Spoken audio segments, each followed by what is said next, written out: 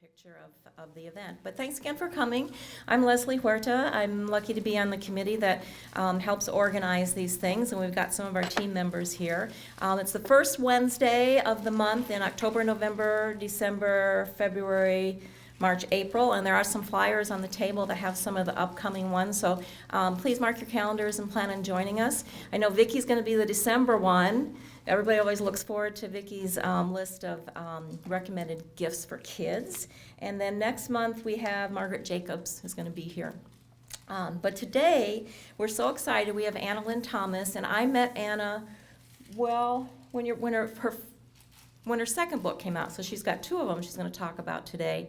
And of course, the first one came out during COVID, so that was all kind of crazy, but we're thrilled to have her here. I have a little thing I'm going to read. Anna Lynn Thomas is a humor writer and popular online personality who founded the funny site Ha-Has for Hoo-Has. I love that. She spends her time writing for various media outlets and hosting her podcast, It's Not That Serious, which is consistently or has been consistently ranked in the top 25 of the iTunes family section. And you can find her on annalynnthomas.substack.com, where you can find all of her earlier writings and ongoing writings. She's got a bachelor degree in advertising and a master's in communication studies. She spent many years copywriting and creating campaigns in ad departments before having kids. Her story about a fart went viral. I forgot about this part. Went viral and catapulted her to fame or infamy. Anna and her husband Rob live in Nebraska with their two young daughters, Lucy and Poppy, an English bulldog named Bruno. And you can learn more about her at annalynnthomas.com. She is going to stick around afterwards so you can chat with her, and she has some books available that she can autograph too, so it'll really make a fun gift. But thank you again for coming, and please give a warm welcome to Anna Lynn Thomas. Well, thank you. Yes, so Leslie's right. I'm a humor writer. I'm from Omaha. About 10 years ago, I always knew that I wanted to be an author and I wanted to be published. And 10 years ago, right, when personal blogs were really kind of popping off, I knew I needed to create a platform. So I was like, I was going to start a website called Ha-Has for Hoo-Has, a funny website for women, which is a really awkward. I thought it was really great at the time. I couldn't think of anything better. But then when, like, you know, little old grandmas ask you what your website name is, it gets real awkward. You're like, Ha-Has for Hoo-Has. Like, Hoo-Has? What does that mean? And you've got to explain it. So it was a good website, though. About 3 months into it, I wrote a story about when I accidentally farted on the date with my now husband, and it went mega viral. About tens of millions of people read it. It got me on a TV show on the Peacock network. And, they say, never look a gift horse in the mouth. But I don't know if that would have been the story I would have chosen to go mega viral, but it did. And I'm glad it did. It's in my first book. We'll laugh about this someday. That book came out in September during COVID. And then my publisher, my editor, asked me if I could come out with my second book right away. And I love my book, I'm Not Ready for This, because it is, it's a different level of writing. It speaks to, I think, the human condition of not being ready. Because I feel like I'm never ready for anything ever. I barely was ready to get here today. Okay, my daughter has a birthday party. I was like, what am I even gonna say? What am I gonna wear? Okay, it's bizarre, but it's like when I actually pitched this title to my editor, I actually wanted to call it I'm Not Ready to Go Sleeveless. Because every time it gets summer, I'm never ready to go sleeveless. Okay, I've got ever since like January 1st, I've got time to get my arms summer ready. I'm never ready. It's like dough on the second rise, And I'm like, once the sun comes out, I'm not ready. I'm never ready for summer. I'm never ready for like anything, okay? And so this is, something I wanted to talk about. I'm going to start with the introduction to my book. And we're just going to start here, and that'll give you a good idea of how I feel about being pushed into things when I'm not ready. When I was writing my master's thesis, I got into an explosive fight with my thesis chair. That may seem odd, the thought of a student and professor in a professional setting going at it over how to measure cognitive dissonance. But there we were, like a couple of unhinged weirdos. I burst into tears unexpectedly, then quickly tried to reel myself in. My tears laid my vulnerability bare, and my professor's shoulders slowly lowered from her ears. She softened and we reconciled. When it was time to leave, she gave me a hug. And as I leaned in, the unspeakable happened. For reasons I'll never understand, I whispered softly in her ear, "I love you." It was terrible, guys. I still think about that moment and I cringe. I don't know why I did it. I don't know why I said it. The very second it left my lips, I knew I had no choice but to drop out of school, glue on a beard, move to a quiet town, and hide under an ambiguous name like Pat Stevens. I mean, was I nuts? I respected her, sure, but she could be a real piece of work. Brilliant, unrelenting in her demands for excellence, and terrifying for no good reason. To say I loved her was a real stretch. The cringe ran so deep and hard it kinked my neck and my limbs froze to ice. She said nothing in return, just patted my back politely, and then watched me leave her office, my neck kinked at a 90-degree angle, limping, rigid, like an ice sculpture. To say I wasn't ready to return the class the next day is an understatement. How could I look her in the eyes again? But I somehow managed, detached and bubbly as if that erased the cringe from existence. It worked well enough, I guess. With her guidance, I eventually went on to write a thesis worthy of awards. Now that I think of it, I've never been ready for anything. I've tried to recall a time when I walked into any situation prepared academically, emotionally, spiritually, or physically. Nothing comes to mind. Adult decisions, marriage, conflict, parenting, crow's feet. By the way, I found a gray hair this morning, which has been, Mom, I didn't tell you, I was gonna tell you. It's the beginning of decay, and it's here, it's arrived. I just turned 41, so that's been a real gift. Not ready for that. My husband has gray in his beard, but I'm like Silver Fox. I don't feel like that, I don't know. So it's all, not ready for it. Large pores, not ready for that. Skinny jeans, hosting a dinner party. Are you kidding me? Who's ready to host a dinner party? You can plan that thing a week in advance, and an hour before you're sweating in your tank top, no makeup on, you're not ready. And yeah, you name it, I'm not ready for it.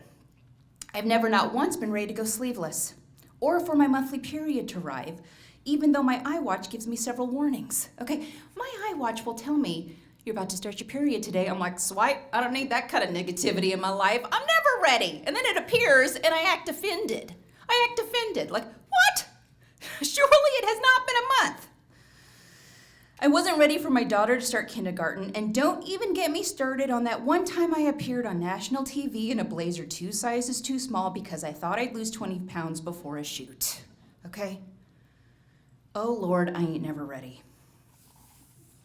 That's really me. I'm always like, you know what? Give me a size 6. I'll get there in time. No, I don't. Like I'm suddenly gonna just, not like bread. It's not gonna happen.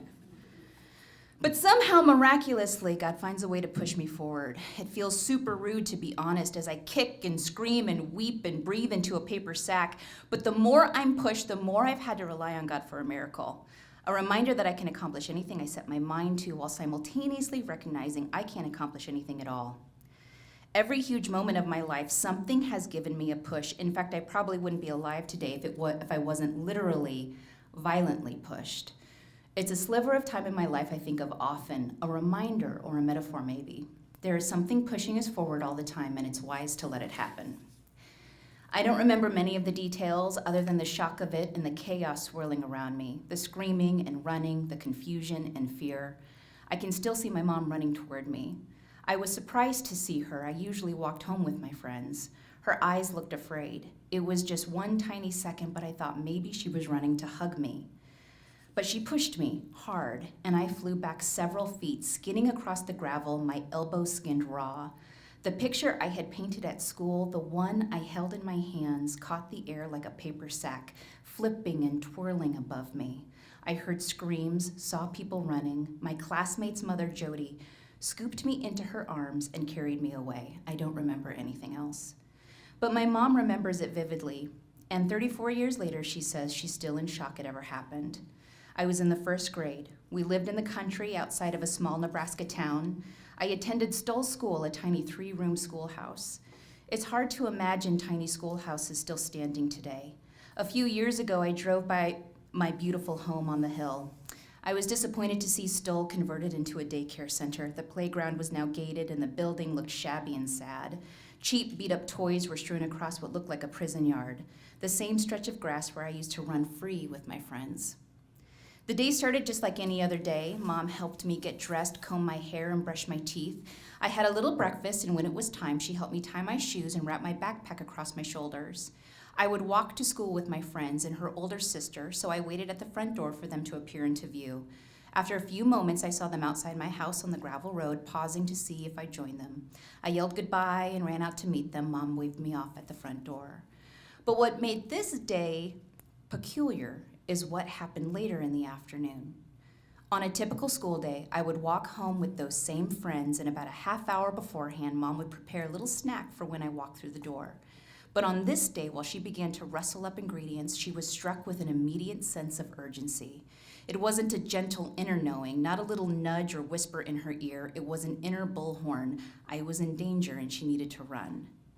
If you were to ask her what it felt like, the only word she can conjure is robotic, as if something or someone had taken over her body, and she was left to observe, confused and concerned, as someone else grabbed her keys, as someone else started the car, as someone else pushed the accelerator down, then up, then down the gravel road to the tiny 3-room schoolhouse where the children trickled from its doors. She spotted me immediately holding the picture I painted for her that day, making my way home. Mom felt pushed from her car, not given the chance to shut off the engine or close the driver's side door. She ran toward me across the street as a large dump truck gunned it in reverse. That's when I saw her. I lit up until I saw her eyes. She was afraid, but why? Then she pushed me. I remember the pain and the feeling of betrayal. Then a woman scooped me into her arms and ran towards the school so I wouldn't witness the truck crash into my mom, knock her to the ground, and roll over her entire body.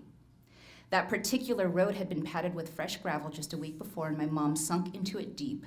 Then came more screams, the arms waving at the man to stop his truck. Others ran to her to see how badly she was hurt.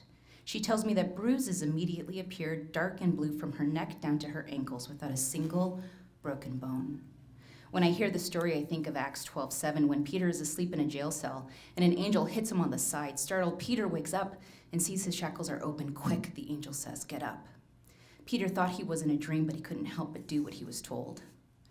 Last week, as my mom and I revisited the story over the phone, she said, you know what the driver did after he realized he ran over me? He blamed me. Said I was stupid for standing behind a moving truck. Typical, I said, rolling my eyes. The nerve of that idiot. For a moment so extraordinary, a miracle beyond human understanding, man somehow remains predictable, distracted, so self-involved. But mercifully, we're still granted those rare, magical moments when something or someone gives us a little push. Of course, we're never ready, but maybe that's the point. So I go on to talk about different things that I haven't been ready for. The first chapter, Only God is Perfect, is about me getting an injury. I don't think any of us are ready for an injury or for an illness, okay? It starts off with me, when my very first book came out, it was in its second pass, and I needed to go over it one last time if I had any changes for the editors. And I was like, you know what? I'm going to go to FedEx Kinko's, and I'm going to get it printed out on the good paper, and I'm going to get one copy for me and one copy for my mom. We're going to lick our fingers, and we're going to go through this, because I was just so excited and so proud. And then I found out it was like $50 for one. I was like, you know what? Me and Mom can share it. That's fine. We'll just share it. And so I came out, I had this big box, okay, of 300 pages of really great paper. And my mom, little tiny Italian lady back there, is in my car, and I'm in my Volkswagen, the seat's real low, okay, so I can just see her head, and she's like a little prairie dog, and she's just kind of like looking around. and then she'd disappear, and then she'd kind of pop up again and look around. And I was like, what is she doing? And I start laughing because I don't know what she's looking for, why she keeps popping up. But right then, I crack my ankle on the curb, fall down, skid my right knee, okay, and throw the box into the air, and 300 pages just go flying all over the place, okay? And it was a real Family Guy moment for me. I don't know, I don't want to do too much of a playback, but I was like, Mom, I'm yelling for her. Now she's nowhere to be found. Little prairie dog that was popping around looking, just relaxing, sitting back. So I start screaming at her, and I'm like, it was real Nancy Kerrigan, right? I was like, why did this happen? Mom, and then finally, she's not paying, I'm like, Mom! I get real mad at her. Finally, she sees me. She's like, oh, God, Anna, why did this happen? We're real dramatic. She's going around picking up all the papers. They're now in puddles. They're muddy. I'm like, oh, just forget it. Leave it alone. A Good Samaritan comes by, which is real embarrassing. I'm the type of person that if I fall, I don't want anybody to even look at me or pay attention to me. Okay, I do not want pity when I fall. It's too embarrassing. When people start to feel sorry for you, all that attention, who needs it? So anyway, I talk about that moment quite specifically. There's another funny part here I want to read because my dad's a big faller, okay? And I think I might have got it from him. He's a luxury home builder, okay? He's a man with dignity and respect. So the fact that he's just falling around all over Omaha is very embarrassing, okay? So I've got some funny stories here. Dramatic, hilarious, mortifying falls appear to be a genetic trait because my father also biffs it on a regular basis. He's had some embarrassing falls, and I don't even want to talk about it because I still get the chill of humiliation by simple proxy. He holds our good family name. He can't be falling around all over town. He's a luxury home builder in our community, a leader, a man with dignity and respect. And when he falls in public, like Chris Farley in a Saturday Night Live skit, yes, I laugh because it's impossible not to, but I also get a red-hot stress rash on my chest. A few years ago, he was checking on one of his homes when he stepped on a nail barely sticking out of a 2x4. It got stuck in the heel of his boot and caused him to literally dive headfirst into a huge pile of styrofoam. A drywall crew was eating lunch nearby and witnessed the whole thing. Only a few of them spoke English, but their shouts of concern and empathetic embarrassment were universally understood. The boss of the crew spoke up. "Oh, Mr. Lind, are you okay? Oh, my, that looked bad." Who among us can command respect after tripping and falling into a huge pile of trash? Another time, he was touring a house with a buyer and their real estate agent. As they made their way down the stairs, Dad's front shoe slid to the next step. He was unable to correct it without making a fuss, so he made the unspeakable calculation to just go with it as he ever so slowly did the splits. To make matters worse, he kept sliding, his back leg straight behind him, but no one was brave enough to call attention to it. "So how many bedrooms are on the lower level?" the buyer asked, now looking down at my dad as he white-knuckled the handrail. "2, Dad replied, still sliding, thumping every time he hit a new step, but one of them would make the perfect office space. When I was in my early 20s, my family got together at a local park. We had a picnic spread in a large cemented gazebo area, and my dad bought a pogo stick for the grandkids and to have something fun to do. The older kids tried it out, but one couldn't get the hang of it. "Here, I'll show you," he said, popping a chip in his mouth before getting on. "I used to pogo all over town when I was a kid." I sat back and watched my dad bounce, impressed by how easily it came back to him. But over time, I noticed his bounces were getting higher and higher. Okay? This happened to me at a trampoline park. I was having real fun, and then all of a sudden you start to get to that height where you start to panic. He started to bounce around in a large circle, getting precariously close to some of the smaller, more vulnerable grandchildren. His expression went from playful to concerned to terrified. It didn't take long for his bounces to become life-threatening. "Dad!" I shouted over the rhythmic squeaking of the pogo stick. "Shouldn't you be wearing a helmet?" But he wasn't listening. His predicament demanded focus. Then my sister, growing increasingly agitated, called out, "Dad, can you stop? This is dangerous!" And at that, he took 2 huge bounces, covering at least 4 feet at each bounce, before launching himself over a couple picnic tables. He landed out of sight as the entire family gasped in unison, running around the tables like a school of fish.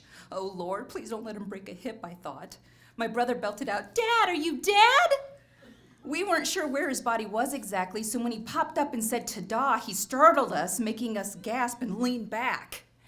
Well, is anything broken? Mom hissed. He was in his 50s, absolutely ridiculous.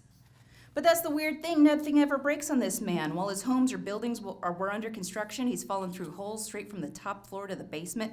He's fallen off the bed of trucks. He's fallen down flights of stairs, and he's flown off pogo sticks. He usually gets a nasty bruise and a bit of a limp, but that's it. Say what you want about boomers. They're tough as nails. Okay. So that chapter is about not being ready for injuries. Gosh. I have my chapter called Catherine O'Hara, and Catherine O'Hara is about not being ready for aging. And I know that I just turned 41 and I'm still a puppy, but I think at 40 years old is when you really start to realize that things are changing, because before then nothing's changing, you know? And then 40, you're like, this is weird, but these lines right here are still there, and I'm not making a facial expression. These lines right here are still there, and I'm not laughing. So you start to kind of notice that things are changing, and so you start to realize your period starts to get a little weird. Things just start to get a little weird. And this one's one of my favorite chapters. I'll read this one part of when I really realized, okay, well, I'm not ready for this aging one bit, but here we go. One of my most regretful mistakes was Googling how old Catherine O'Hara was when she played Kate McAllister in Home Alone. I was 37 at the time, lounging on my couch watching the movie, but mostly scrolling through my phone. My favorite scene is when she lands in Paris, steals the payphone from an old lady, and hilariously hangs up on the person still chatting on the other line. Hello, hello, hello? Sorry, she's gonna have to call you back. Gets me every time. It must have been the acting genius of Catherine O'Hara in that scene, because it made me curious about her. I wonder how old she is in that movie. Early to mid-40s, maybe? I'm not sure why I thought she was that age, because it wasn't based on her looks. I think it's because Home Alone came out when I was an older child, and at the time, Catherine O'Hara was an older woman. To figure it out, I had to do a little math. Google O'Hara's age, Google the year Home Alone was filmed, subtract, and voila, 36. Wait, what? 36? No, that can't be right, I assured myself. I tapped at my phone again, double-checking my numbers. 30-6. No, this can't be. My eyes glazed, bewildered. I'm older than Kevin McAllister's mom. It was as if reality took off its white gloves and whipped it across my face. My world tossed upside down like a child who finds out they're adopted, or a woman who discovers her husband is living a double life as a clown. My mind fled.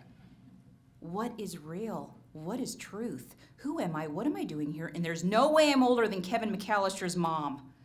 This set off a horrific chain reaction. With urgency, I had to know the ages of these older actresses when they filmed the movies I loved as a child. How old was Meg Ryan in You've Got Mail? I typed into the search bar. Apparently, I wasn't the only middle-aged woman curious, because once I started typing, it auto-populated right up.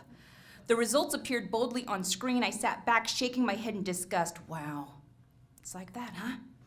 Meg Ryan was my current real-life age.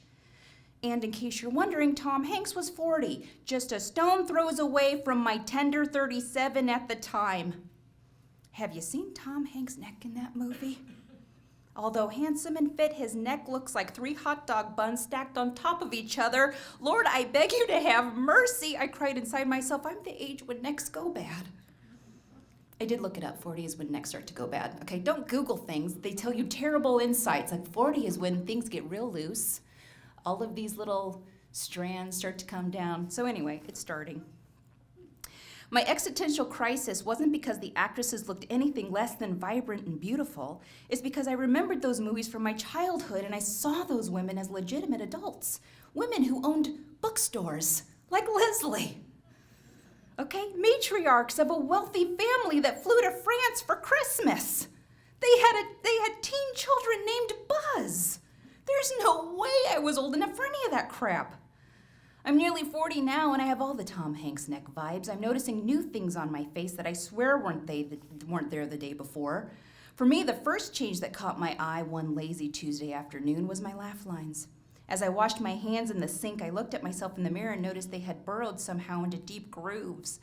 Most adults have laugh lines, but mine seemingly overnight burrow deep into grooves so large one could slide a marble down them for a fun maze game. It was sometime shortly after I noticed my forehead. I have to say, I don't normally notice my forehead. It's not as if I see a photo of myself and think, oh, there's my forehead. I may notice my thighs and wonder, oh dear, is that really what my thighs look like when I'm sitting down? But I can't think of one time when my forehead caught my eye until now. Only something truly peculiar could cause me to take a notice of my forehead, like a fatty lipoma, a bloody gash, or in my specific case, wrinkles so pronounced it's like I had a pack of hot dogs on my forehead to go with the Tom Hanks neck buns.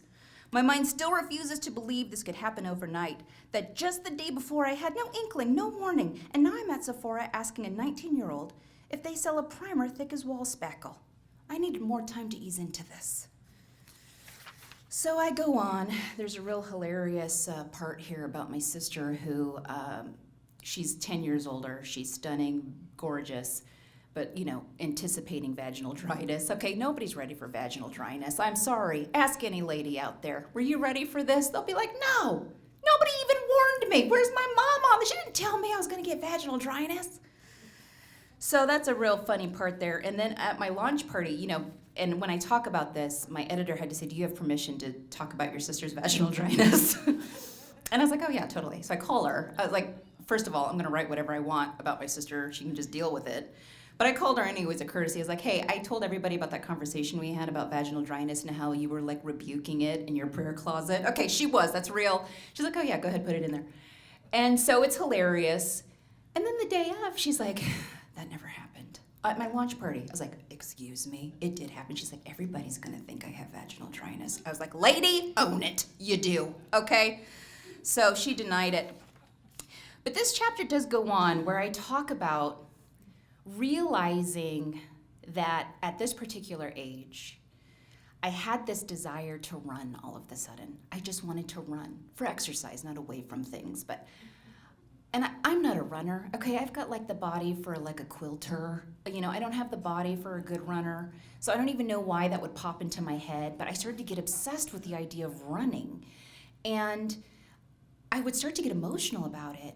And I was running at Zorinsky Park in Omaha, and I was running by this guy, and I saw a doe in the pathway. It was majestic, but also a little scary. You never know when that thing's gonna get on its like haunches and like, hit you in the face with its foot. You know what I mean? So it's kind of like majestic, but also don't get too close. And I started to cry. Like I got real weepy. And then running and crying is a real bad combo, okay? The breathing is real bad. And I thought to myself, what is going on with me? Why am I so emotional and why do I want to run? And I had this realization that my body wanted my respect and that I had not respected it my entire life. It was a pain in my butt. It wasn't skinny enough. It was ugly. It was giving me laugh lines. How dare you? It was I just had this feeling that my body was finally like, you're 40 years old. It's time to get it together. I want your respect. Treat me right. And so my 40s has been this real transformational period for me of, still having a sense of humor about aging, but also realizing that this is the time for me to love my body, to respect my body, and to not look at it like a big old pain in my butt that hurts my feelings, okay, when it has dimples and laugh lines. So I have this last part here. I'll honor my mom since she's in the room. I can remember my mom in her 40s. It was when I was 10 to 19 years old.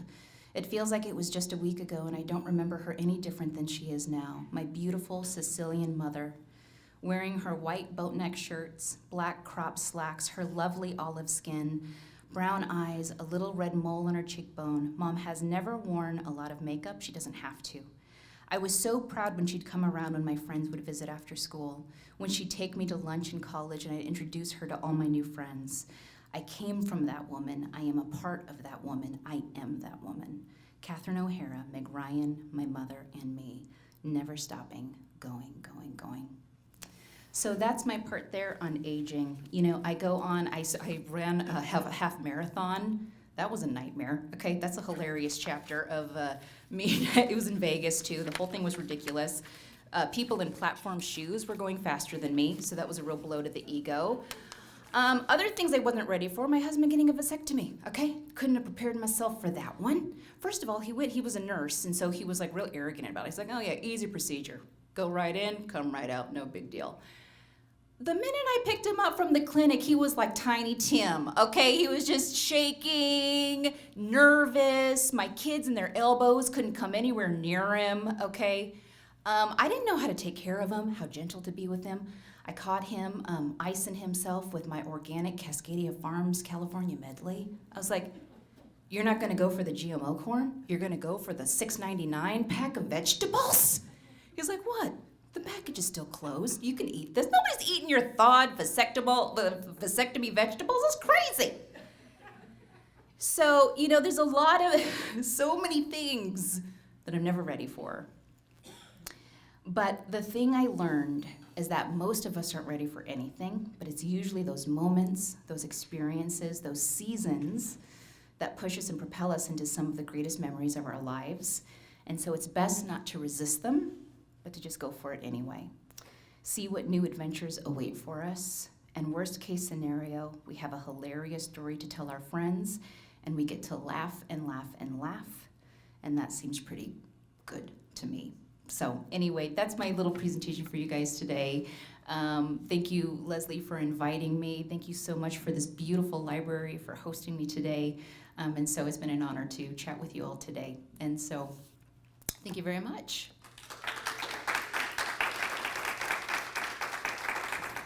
And this is just a little gift from the Heritage Room. I love it. It's thank beautiful. you for coming today for lunch at the Yes. library.